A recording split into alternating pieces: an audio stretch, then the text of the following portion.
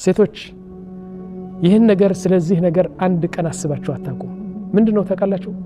አንድ ሴት ታረግዛለች።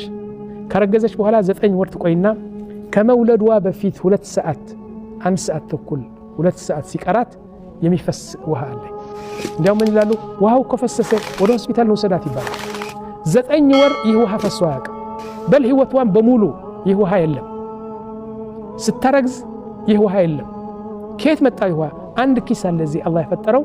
ለመውለድ 2 ሰዓት ሲቀራት ያ ኪሱ ውሃ ይሞላል። ከመውለዷ በፊት 1 ሰዓት ሲቀራት ውሃው ይፈሳል፣ ቧንቧው ይከፈታል። ለምንድነው?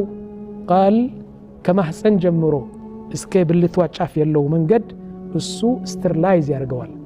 ያሉ ማይክሮብስ ያሉ ጀርምስ ያሉ ጎጂ የሆኑ እንስሳዎች በሙሉ ያ ነገር እንደ አልኮል ነው ያቃጥለዋልና በሙሉ ጎጂ የሆኑ ነገር ይሞታሉ።